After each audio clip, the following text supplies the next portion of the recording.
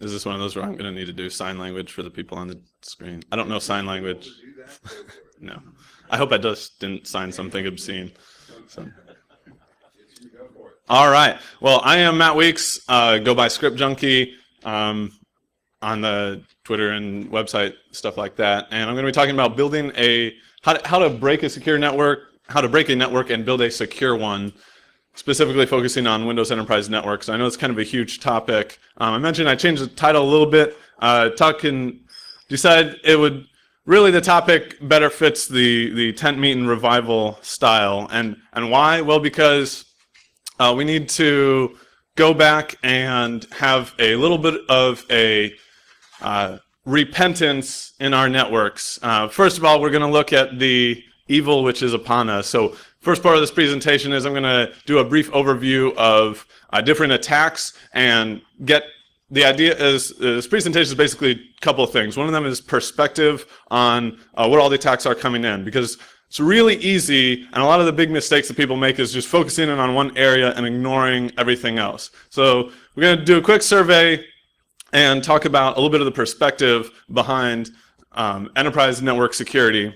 And then what we're going to do is we're going to talk about your sins on the network and what you have done wrong on the network and why it is that you're vulnerable and how to fix that.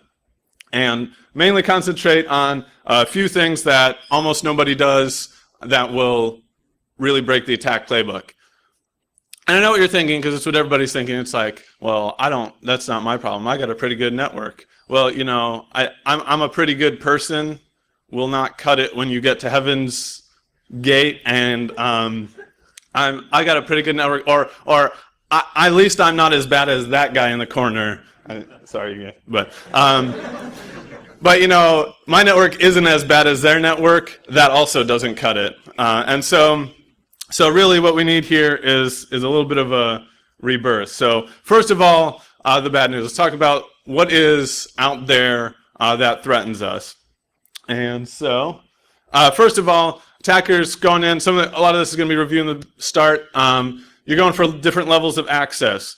Usually limited user, escalate to local admin, gain control of other systems, lateral movement, and then domain admin are usually kind of the classic steps of an intrusion. You also sometimes see internal network access. Maybe somebody has, connected something or just got into a VPN. You have access inside the network, but not control of a host, or internal server. Maybe I've hacked one server, but I don't have the standard workstation approach. All of these are different levels of access. It shouldn't be possible to get from outside to any of these or from one of these to the next unless you already have higher privileges. And so what we're going to do is kind of diagram out how are the different ways that you break those security barriers. So either you start off with an external server attack. Is there any way we can shift this higher? I don't know. Okay, that works. How about that? Ghetto. Would you like to spot on the AV team? No, that's all right. So you can either start with an external server attack, real common SQL injection, password guessing, all of those, your favorite web attacks, that'll get you control of a server. You might be able to do a password attack such as the chat crack and get access to a VPN, gives you internal network access, but not necessarily control of a system. That's super common if your main business is web facing. Yeah, obviously that's going to be your biggest concern. But here we're talking a lot primarily about Windows Enterprise Networks. Client-side exploits are the go-to method for your pen testers, APT, insert your favorite, whoever. And you're going to see a lot of, used to be PDF exploits, now all the cool kids are doing Java exploits or Office exploits, or social engineering. So that's super common, social engineering attacks. You're talking about, once again, signed Java applets, Office macros, just send somebody an executable with the icon of a document and tell them to click it. And yep, sure enough, all those things work. Those will get you access as a limited user. Also, not as common because it demands some physical cost and proximity, but physical item attacks where, let's say, you leave CDs or thumb drives lying around the parking lot, those have auto-run malware or, once again, the same type of, looks like a legit document, double click it, it's an executable. Lately, you've also started to see some of the HID spoofing USB devices. So it's got a custom hardware. It will emulate a keyboard when you plug it into a system. That will then just simply enter commands, and it'll be running as a local user. All this gets you limited user access. It's also possible, if you're a little more crazy, a little more advanced, or you're on site, to use physical access to get full control of a system immediately. So there's a million different ways you could do this. Direct access to the hard drive, FireWire port in memory, or any number of ways that you can, with physical access, own a box. That's going to give you a local admin full control of that one system. Or supply chain compromise. If you're, you pick your favorite agency and you can just put, backdoors in hardware. That would be the pinnacle. Here we're going to talk most about the network attacks. So these bottom two, there are ways of dealing with that, but I'm not going to talk about them here. And next. All right. Once you obtain access as a limited user, it's probably going to be your first step. How do you actually break those barriers to get increased access? So very commonly you find, pen testers will find weak file service or registry permissions, which will allow them to elevate their privileges to local admin. So a really common exploit in Metasploit was the PML service HP printer driver. You could swap out the executable because it wasn't protected, restart the service, and then it's running as system. Or another thing you can do is look at see if you can find plain text passwords that admins have accidentally left around in scripts and the registry and elsewhere in password.doc files. And if you can find those, once again, that can escalate you to local admin, or even higher, but in this case, to local admin. You could also try local exploits. So very commonly, the get system Win32 local exploits, which get you, again, access as local admin. There are plenty of those to go around as well. And finally, not as common, but still there, you could guess or brute force the local admin password. Once again, that breaks the barrier. You're up at local admin. Once you have local admin, the first thing everybody does is dump the hashes, dump the credentials, and see if you can replay those, pass the hash to other systems on the network, and get lateral movement.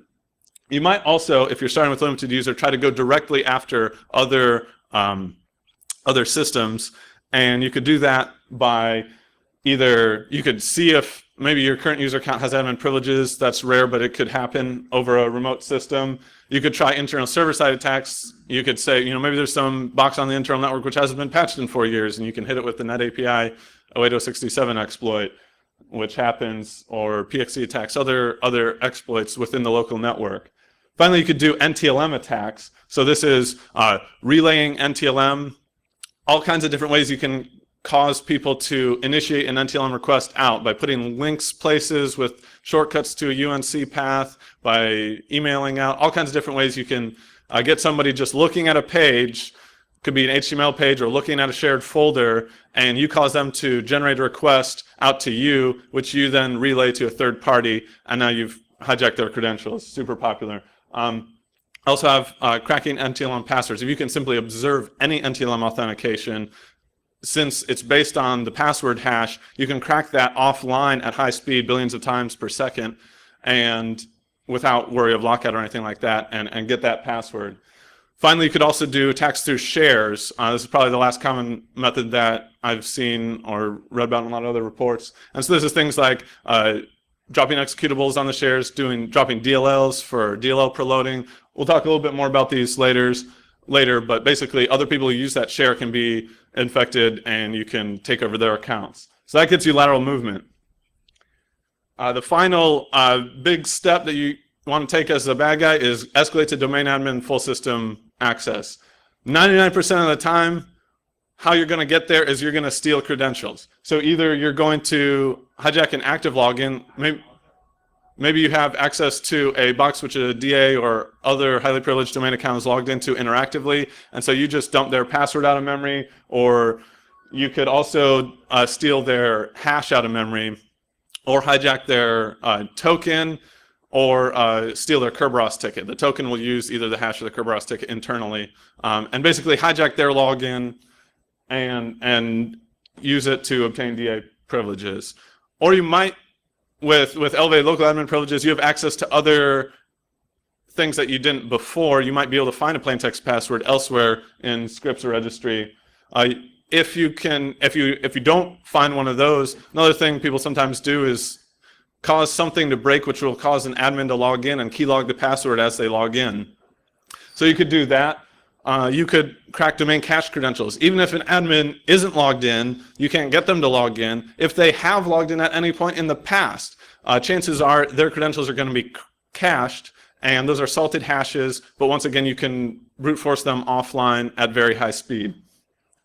And finally, you could deobfuscate LSA secret saved passwords. So basically what this is, a lot of times you'll see service accounts, sometimes highly privileged domain accounts will be scheduled to run automatically as batch or service logins. Those passwords are simply stored obfuscated in LSA secrets, and you can just deobfuscate those and have the plain text password. So all these are basically the ways that we've seen to escalate to DA. We also see some of the network attacks. If you have internal network access, we mentioned you can do, it's some of the same attacks, server-side attacks. You could also attack internal web applications, go after internal servers, and continue to escalate your privileges with that. Or even attacking clients, hijacking traffic with WPAD or ARP attacks, or doing direct, if you have control of an internal server, you could do direct client-side attacks. And you're much more likely, depending on what internal website you have, to hit a highly privileged account directly from there than you would be from outside the account, outside the network, where they're more likely to be locked down. So basically, here's your attack graph of, this is how, based on my unscientific but reasonably complete survey of pen testers and incident reports. So this is how people break those security barriers and escalate their privileges to own your network and steal your chili. In addition to simply breaking the barriers, the other big point of activity as far as an intrusion is how to maintain access and get data in and out of that network to your agents, which are allowing you to do these actions. I think it was Raphael Mudge just said the other day, it's sometimes not hard to get access, it's hard to get the data back. And so different ways of doing that: direct IP communication over HTTP, HTTPS, FTP, super common. Often that's to dynamically DNS registered domains or other registered domains set up for an attack. If you want to, those are probably the most popular. If you want to get a little more sophisticated, you can use DNS exfiltration, all communication over DNS. Within a network, do see occasionally communication over shares. It's also possible, we've now seen a few botnets using Tor as a backend. This is advantageous for the bad guys because there's no single point of failure now, and it's hard to find that C2 node, and so they can simply issue those commands over Tor. USB drives, again, if this is a isolated network, an air-gapped network, USB drives are often the only way to go. And so you've seen that with, of course, famous attacks like Stuxnet and others, which I'll probably keep using as examples. And getting, again, a little bit more rare, but definitely interesting, you're seeing webmail-based Gmail, Evernote, Pastebin, other mechanisms of communication in and out which use third-party data sharing servers. And then finally, for some people, they can use compromised sites, legitimate websites, and put their commands there. This is, of course, where the comment crew gets their name from, by putting comments in legitimate websites and using those as command and control channels. All right, so now we've seen how, so we've seen the quick survey of how the attacks happen. Let's talk about how we can start to defend against those. First of all, your gold standard is going to be the air-gapped network. I think it's kind of interesting. You know, UC San Diego had a quote in one of their security pages which says, "The only way to completely secure your computer is to disconnect it from the internet." And I always kind of wondered what, you know, the Iranian nuclear program thought of that quote, but, you know, I don't know. So it's still not, you know, nothing's 100%, but it is still the gold standard, and it is a heck of a lot harder to compromise. If you're going to do this, you got to make sure you cover the physical personnel security aspects, as well as blocking USB, which is actually blocking USB storage, which is actually really easy to do just by disabling the USB store driver. You don't have to buy a ridiculously expensive DLP product or something like that. If there's one admin who has to do it, you can exclude that system, but you could just block it everywhere else. And it's actually not too hard to do. Although I'd probably advise coming up with other ways of getting your data in and out. And finally, everything without an air gap, you really need to isolate as much as possible. And so how do you do that? Because I know most of you probably aren't going to be able to go home to your bosses and say, hey, CEO, we need to just unplug. So for all the networks that you live on, just remember this thing. If there's one thing know that default allow is the devil. So how are you going to defeat the devil? Number one, isolate your workstations. You need to allow no direct connections out, no DNS queries out. That's where a lot of people drop off. And basically force all communication out through a proxy. So this breaks all the direct IP communication and it also allows you to apply a whitelist to it. Definitely got to whitelist the domains where you allow your people to go to. And that's going to break a lot of these other ones. I would also put a high level emphasis on blocking. Default allow doesn't just apply to going outside your network. It also applies to inside your network. Don't allow your workstations to communicate with each other. You can use features in a lot of enterprise switches and routers to do that. Some of these are difficult to apply, especially doing something like that if you already have a big established network.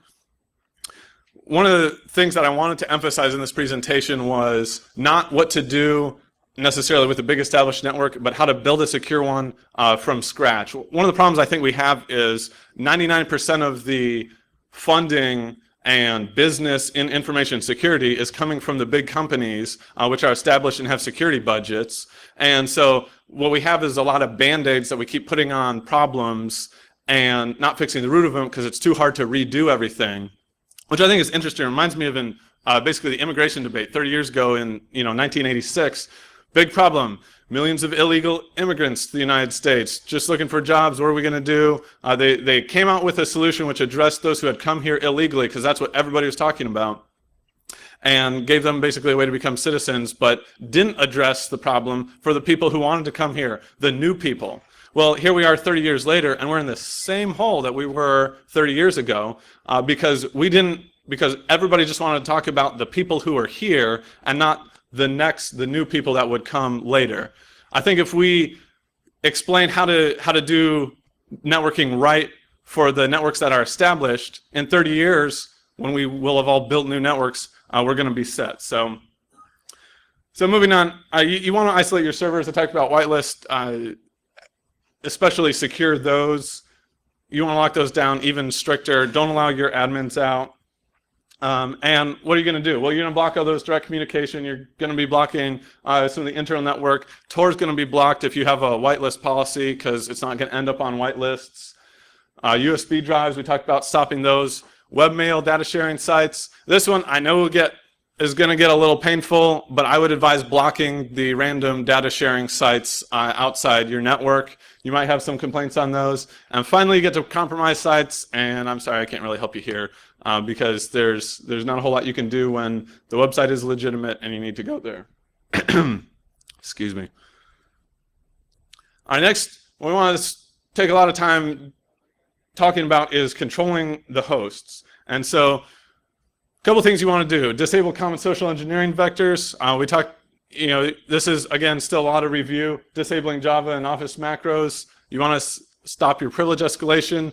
Those are all checks that you need to be taking seriously. You can check for things like the insecure service permissions by running the Metasploit script for service permissions escalate. You can test these on your network, and if you don't have the ability to, obviously, pay a security consulting company to come in and do it.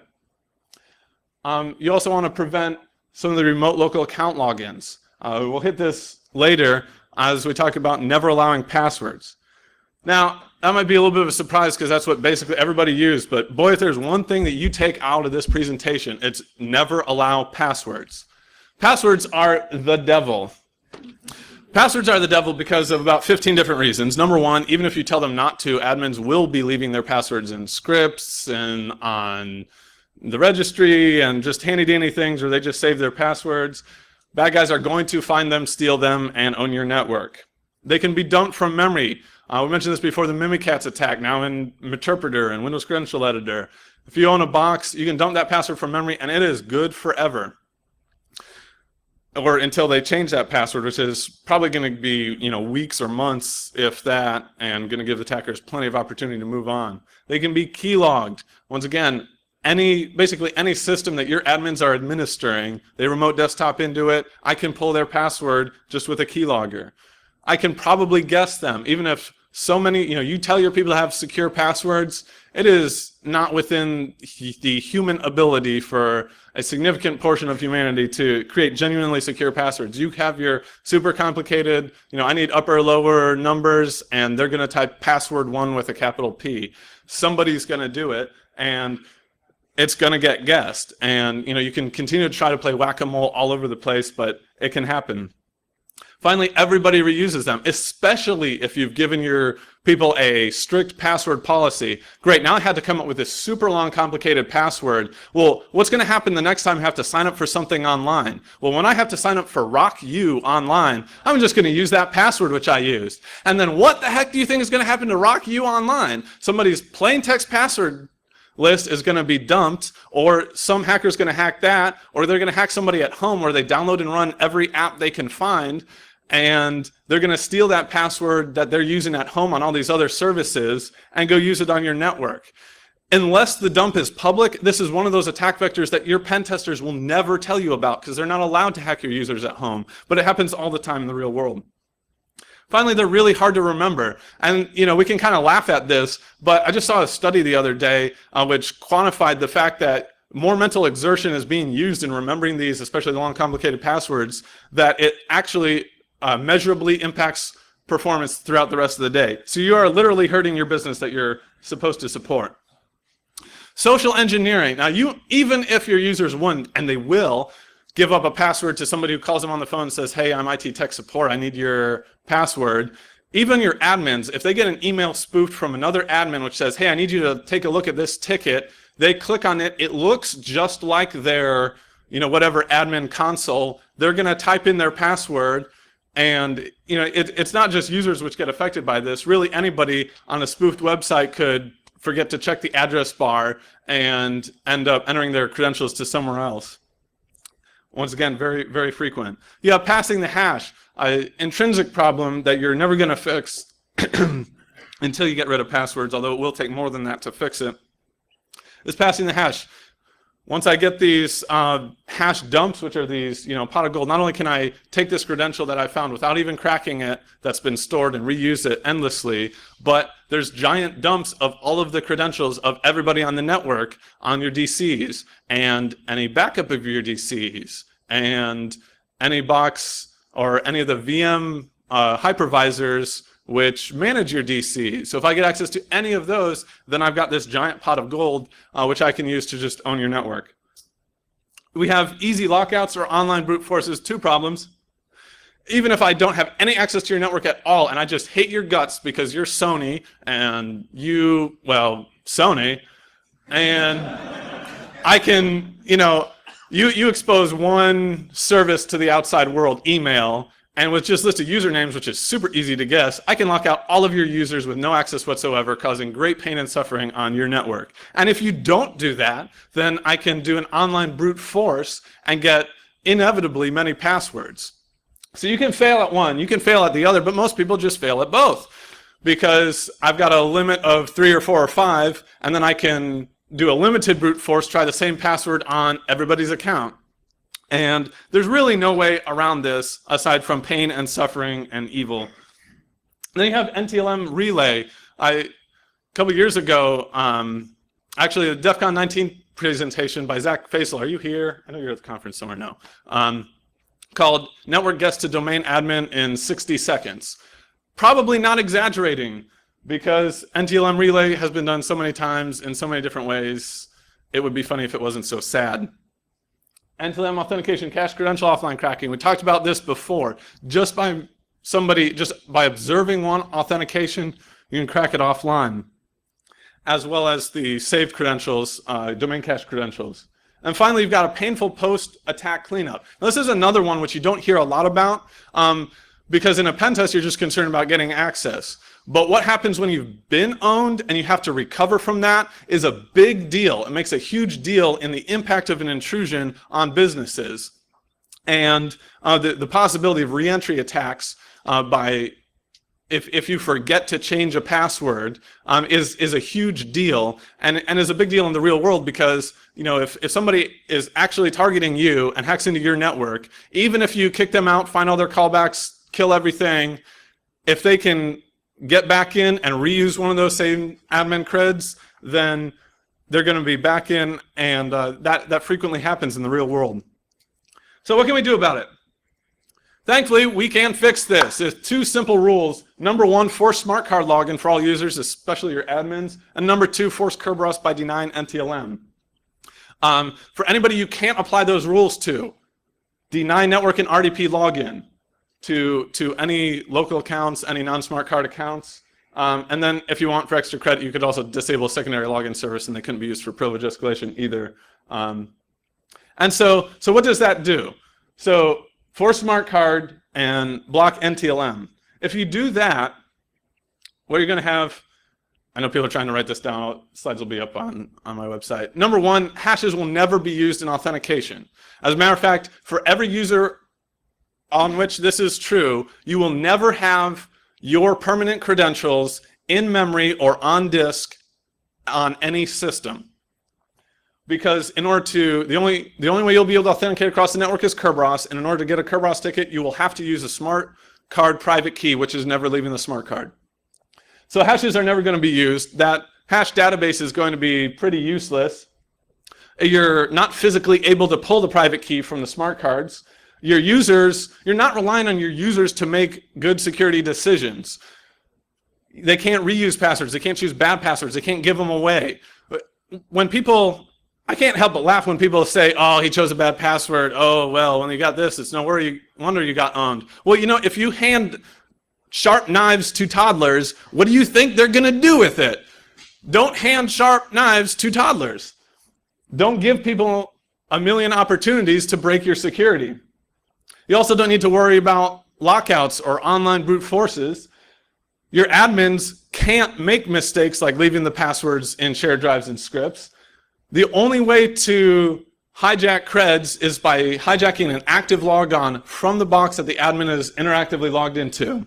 And even if you take that curb ticket, it's only good temporarily. And so logins from the past aren't going to come back and bite you. And finally, it's easier on users' memory because you don't have to remember a short pin, if that. And it's a heck of a lot easier to clean up from because they don't have to change it. So what does that do to our attack graph? That breaks almost like we said, there's one more way, but it breaks almost every way that I've seen to escalate your privileges to highly privileged domain accounts. It also breaks a whole lot of other attacks. I know of no other security measure that you can do that will break more of the attack playbook than this. And it blows my mind that almost nobody talks about it. Part of the reason is smart cards have been around for a while, but disabling NTLM has not. That's only been done. That's only available since Windows Server 2008 R2 or later. So you do need Windows Server 2008 R2 or later on your domain controller. And there's a lot of, if you look at like flipping that on, Microsoft warns you like, OMG, if something depends on NTLM, it's going to die. You can tweak that setting to only disable NTLM to Windows systems or systems in your domain, which then you'd still be able to use NTLM to authenticate to the printer. And then, anyway, there's lots of different ways you can do this. Yes? For the domain, does it just have to be a server or the forest functional level?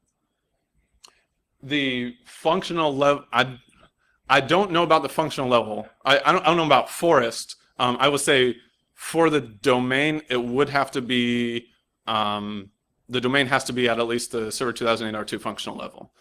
So once again, there are some places where you might not be able to do this, but if you're building a new network, by all means do it and see if you can do it in your own network. I was having some arguments with some people about, oh no, you can't disable NTLM. I've seen it done on at least 3 small to medium-sized business networks, fully cut off and killed. So it can be done. It can be done even on established networks. So see if you can do it. Another feedback I got was, what about secure ID? Yes.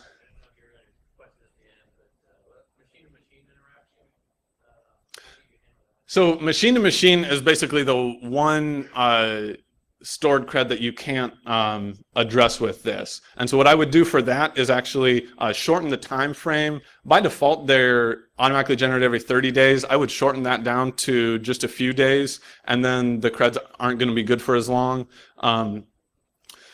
So you're right. That is the one place where you do still have to watch out for. But it's a lot easier because it's not a user remembering the password. It's just a machine, and it will come up with its own password, and you don't have to worry about that.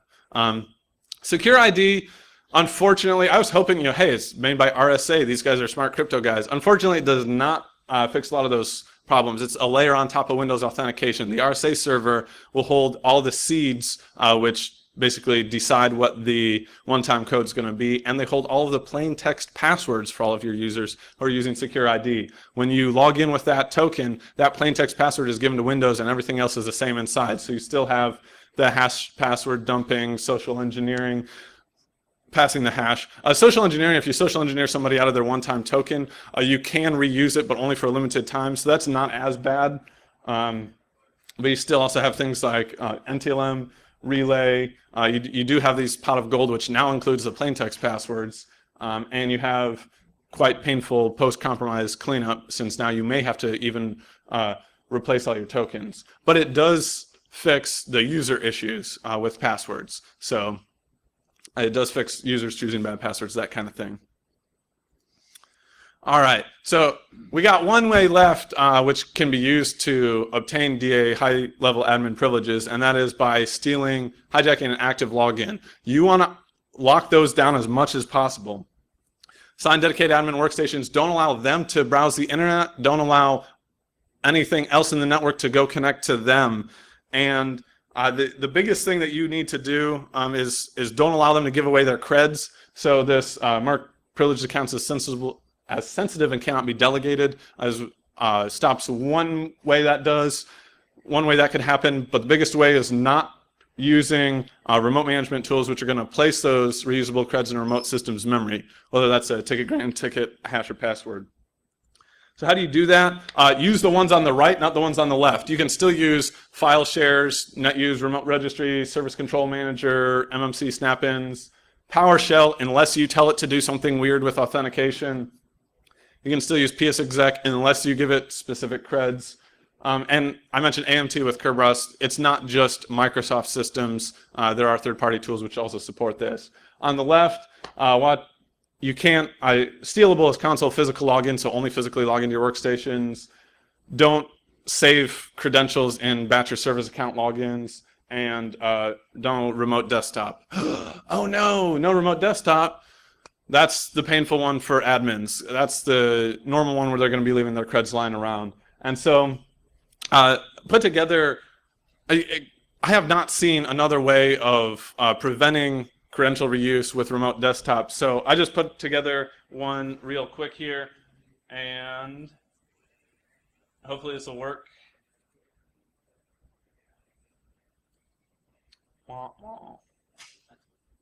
So that was real exciting.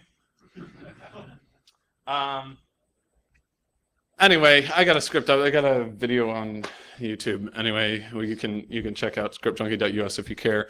Basically, script will create a temporary local admin account with a 120-bit randomly generated password that's only good for a few hours, and then automatically log you in with that remote desktop account. So you basically just point it at an IP, hit enter, wait a few seconds, opens up an admin remote desktop session on that system, but that's not your domain admin creds. That's only good for that system and only for a few hours. That basically solves the reusable creds problem, and it still allows you to RDP in with admin privileges and fix whatever you need to fix.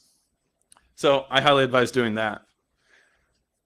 So credentials, like I said, are kind of the big issue. When people read pen test reports, it's like, oh, I hacked this one server and then, oh, I just stole the creds and owned the domain. But really, I found this one vulnerability. I think the bigger problem is you've got creds lying around all your servers, which are good for owning the domain, so that you only need to hack one. But even if you fix the credential aspect, we do still need to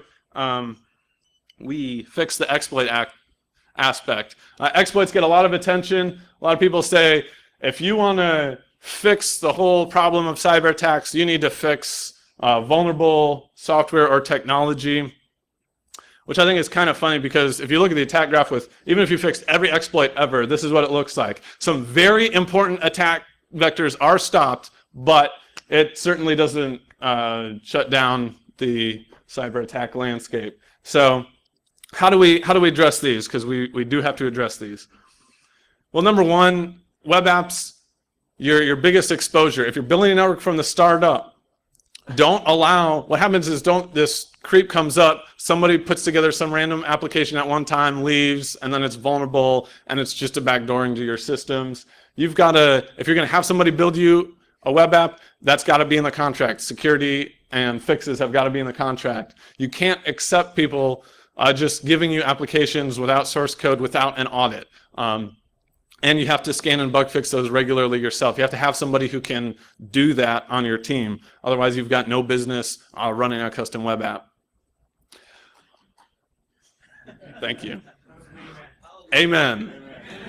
So, next, you got to, on your host, force exploit mitigations. A lot of talk about Emmet. You can, even without Emmet, force mandatory DEP. You can even force mandatory ASLR on all modules system-wide with a registry change. Not done commonly. It will break some things like Skype, but that's what I use all the time, and I don't know if it still breaks Skype.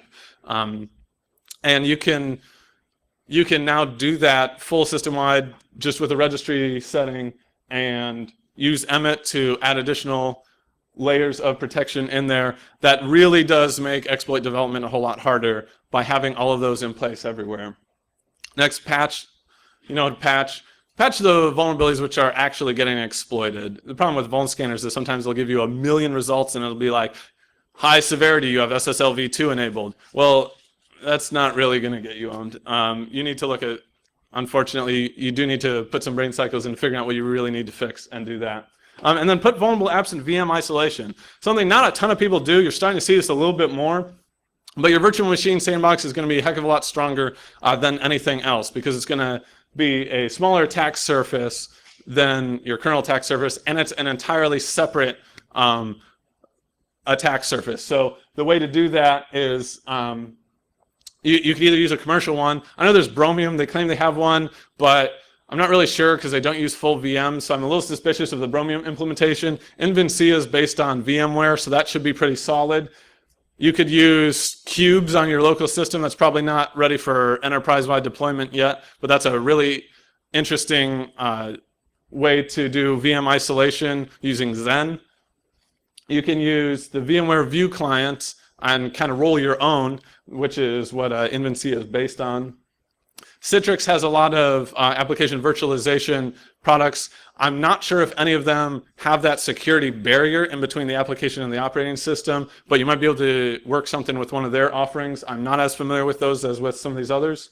Or you could just roll your own with a simple hypervisor, either locally or remotely, and use something like VNC to just share that one application. And so requirements, if you're going to deploy one of these, you have to make sure these are met. Number one, it's not going to make sense unless that VM has restricted network access. I'm talking about a VM where you put your Adobe Reader, your Office, all that kind of local applications. Don't let them talk with anything on the network at all. You also need to prevent host code execution. Don't let them write to the registry. Don't let them write to startup folders. If they're going to write to, say, documents folder, restrict it to that and make sure they don't have access to anything else. So I'd recommend a document VM, like I mentioned, and a browser VM to put your browser also in another sandbox. This one won't be as secure. You will have to open up network access to that, but it will be very strong. And I have a demo, which I'm sure this video is going to totally work.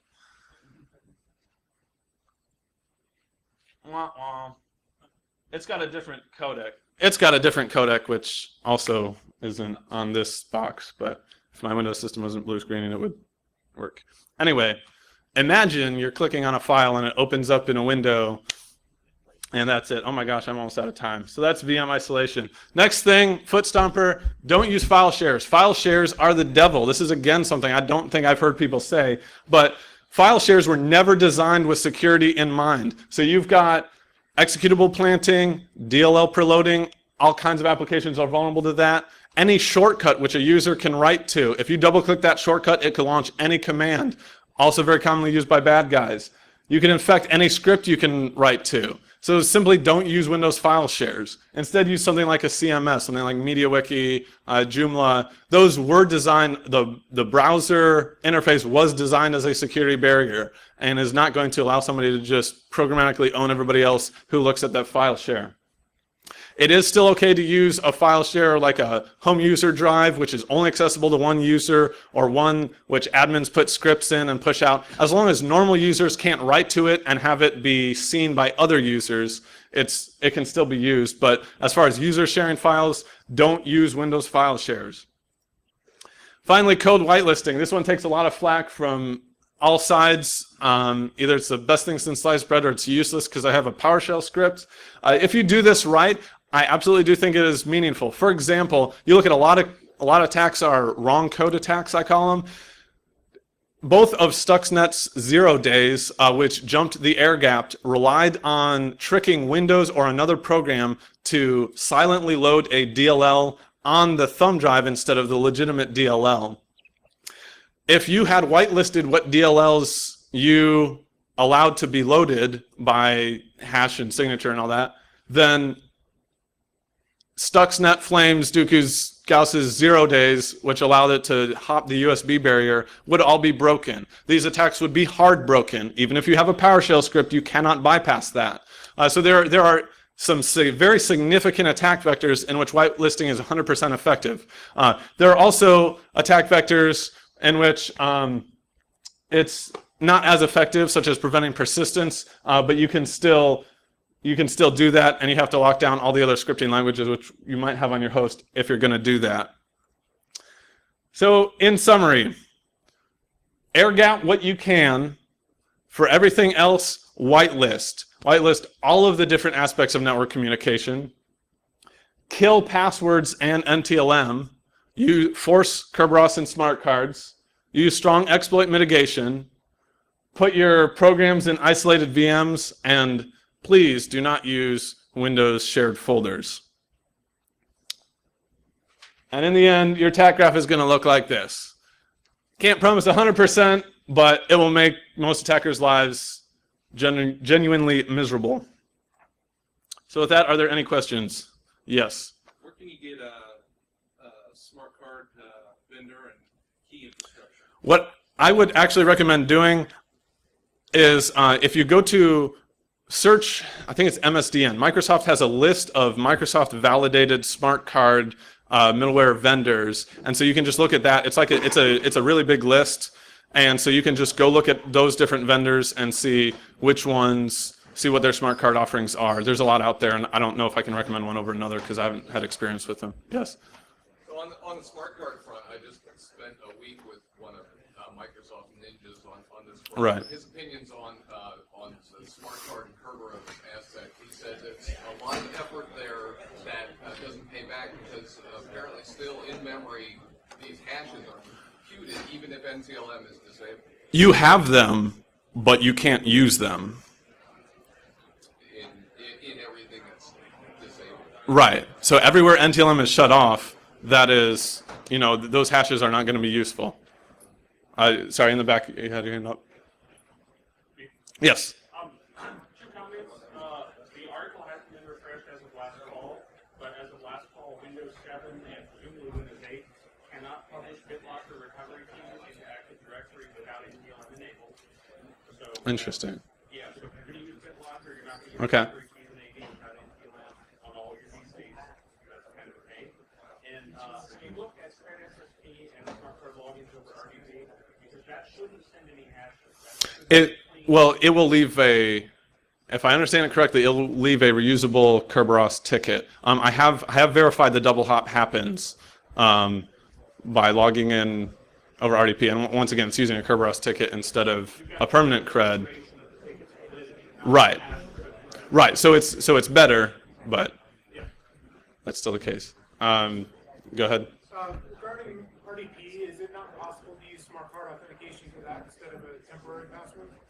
You can use smart card, but if you use your smart card, like we were talking about, then that's your account, which has the TGT on that system. So if somebody owns that system at that point in time, they can steal that and reuse it on other systems. So if you use a temporary account, then it's only useful on that system.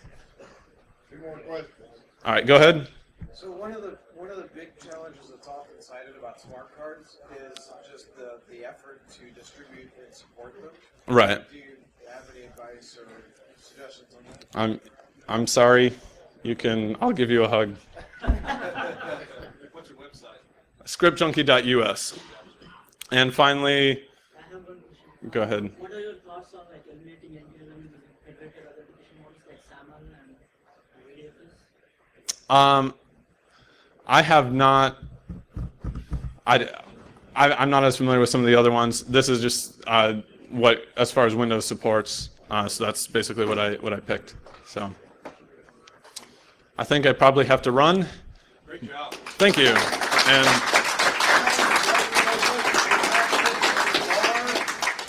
for everybody else, you can find me later if you've got